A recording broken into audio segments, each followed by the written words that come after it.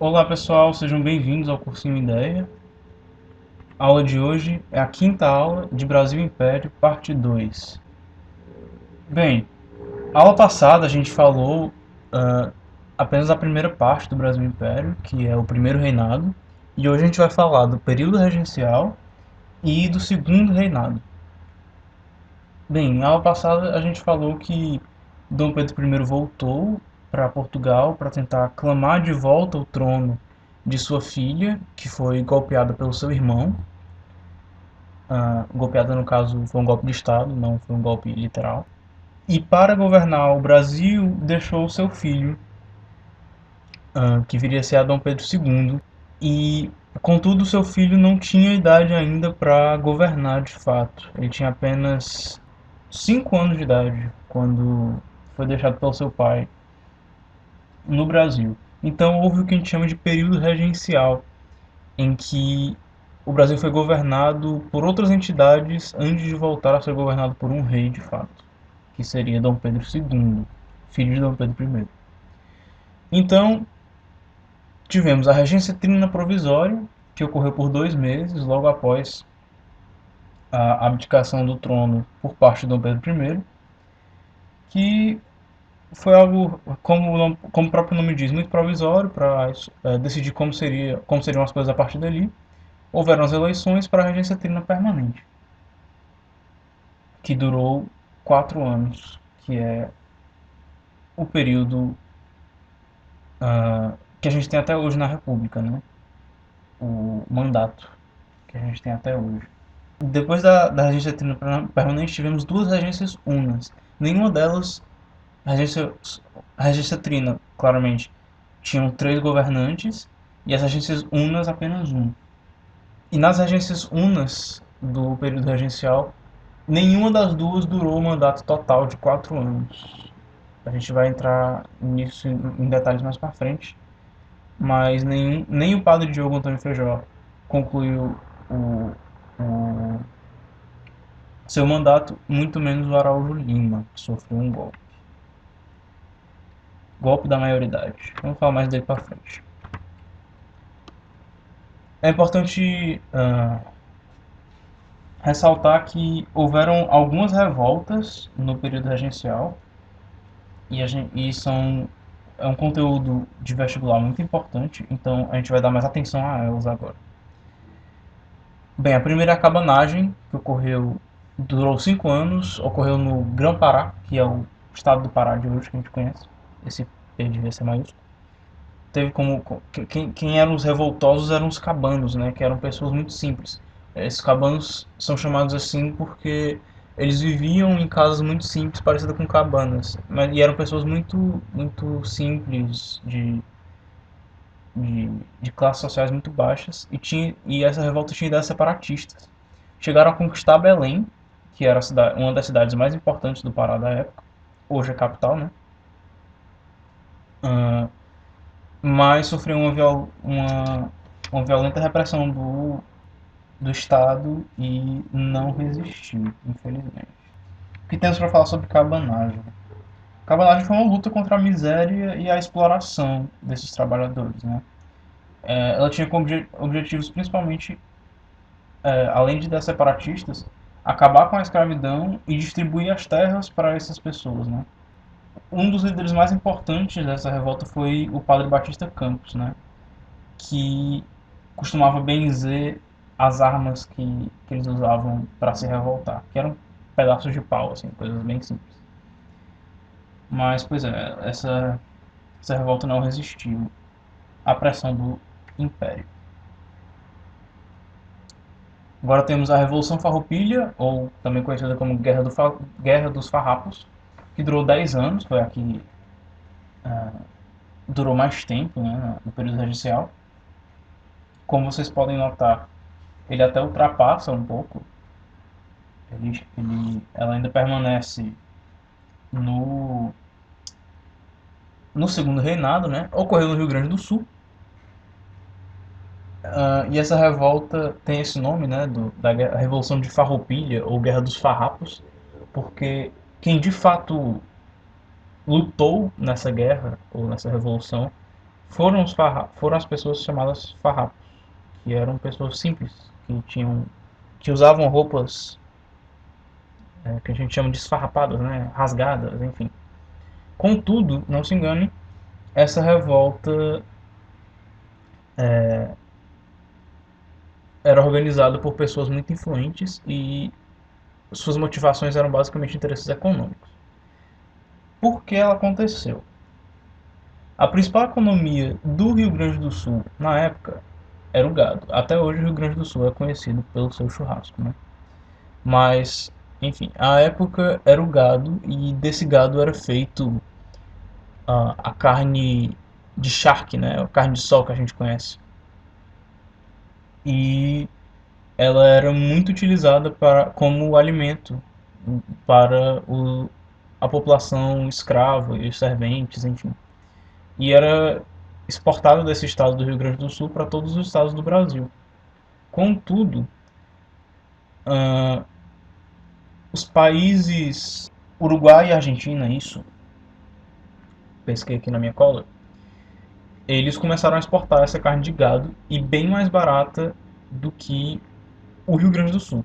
Então, os, os grandes proprietários de terras do Rio Grande do Sul não ficaram muito satisfeitos com esse obstáculo no comércio, né? Eles tinham basicamente um monopólio no Brasil e agora o Brasil está exportando do exterior, mais barato inclusive. Então eles tiveram que diminuir o preço e isso afetou a economia deles.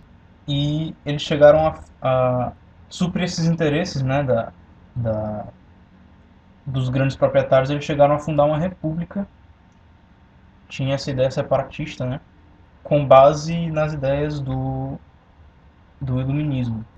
Fizeram inclusive um manifesto da República Rio-Grandense, foi proclamado, mas houve uma solução diplomática.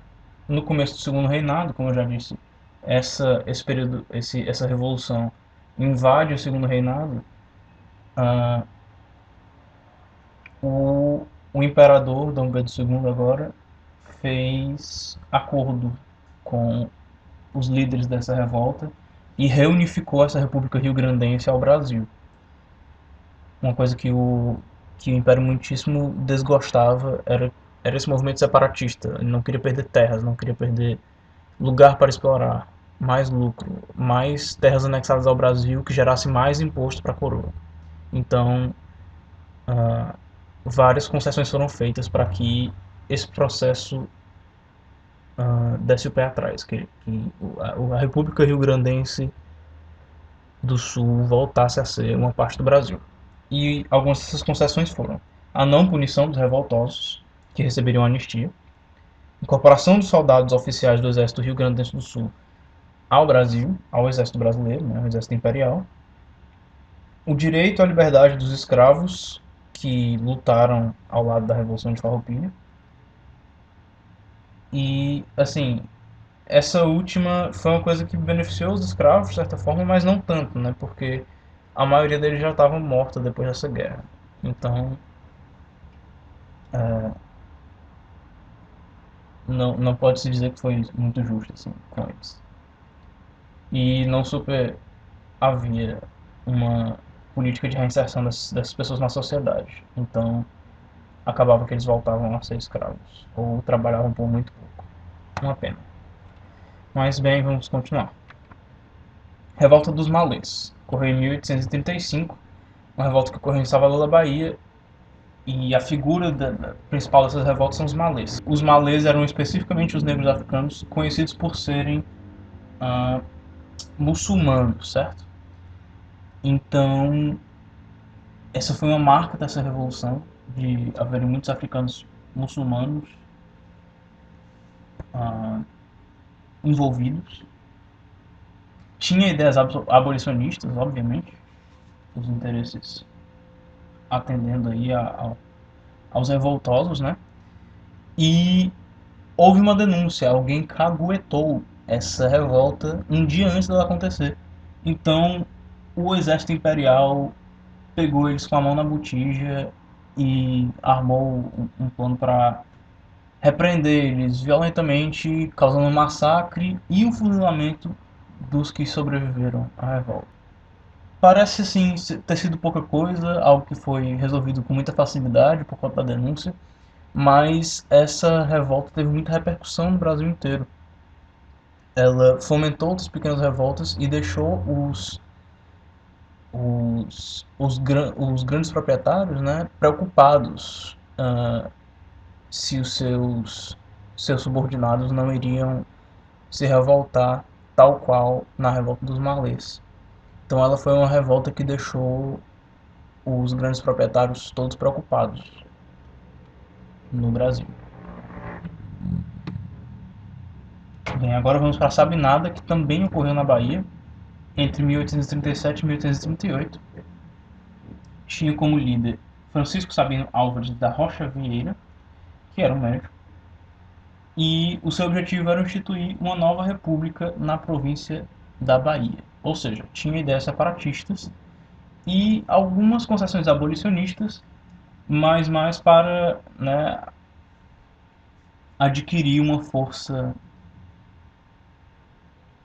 revoltosa, uma força física, um exército, entre aspas, para lutar por essa revolta.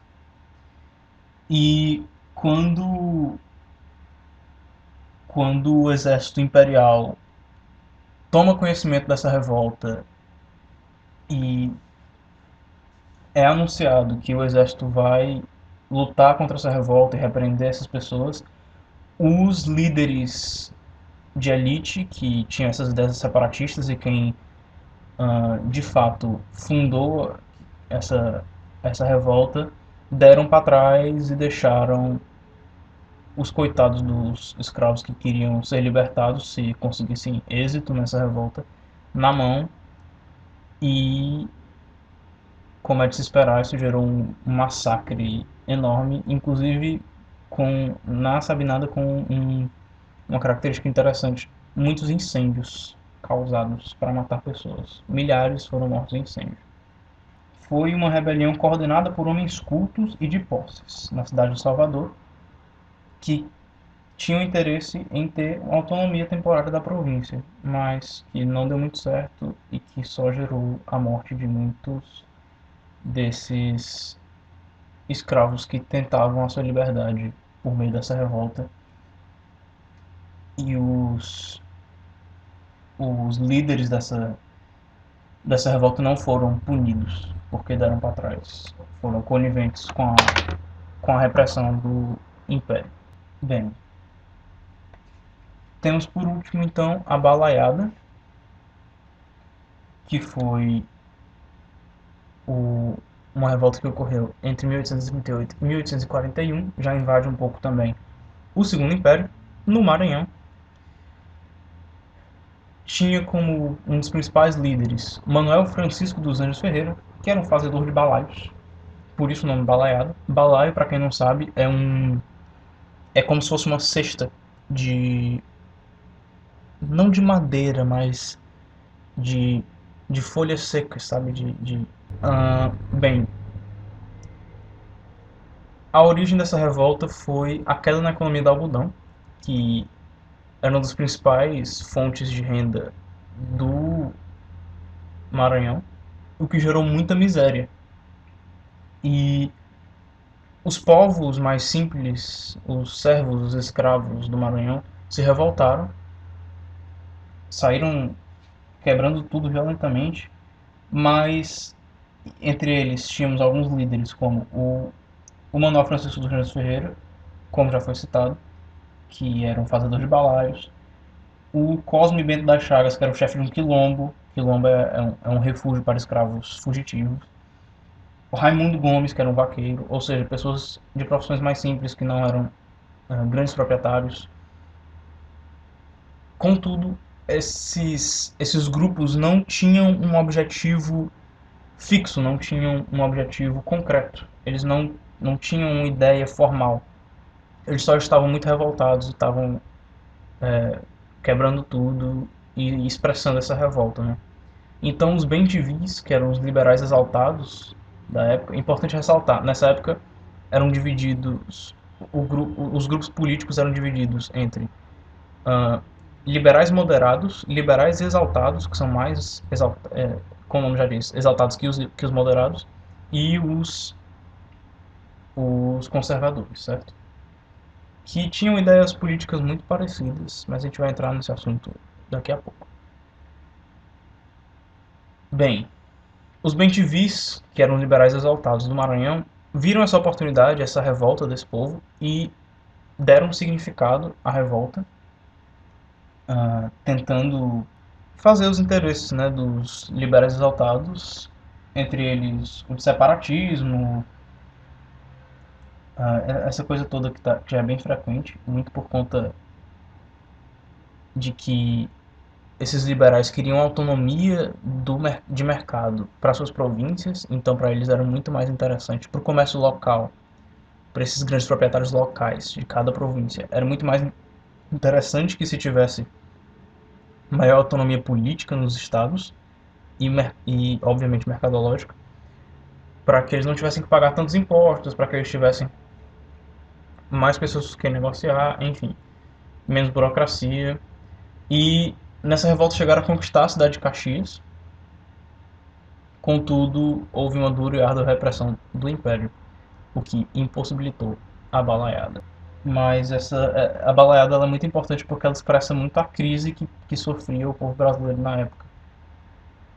Porque foi uma revolta oriunda das classes mais baixas. Então, ela foi uma revolta verdadeiramente significativa nesse sentido, de que o povo estava passando muita miséria mesmo. Pessoal, vamos terminando a aula de hoje aqui, para esse vídeo não se estender muito, e a quinta aula vai ter uma terceira, a quarta e a quinta aula vão ter uma terceira parte, para a gente falar do segundo reinado na aula que vem, nos vídeos, tá bem? Por favor, se vocês gostaram do vídeo, compartilhem com seus amigos, não deixem de avaliar o vídeo, deixar alguma crítica, alguma sugestão nos comentários, se inscrever e ativar as notificações. Muito obrigado pela atenção e até a próxima.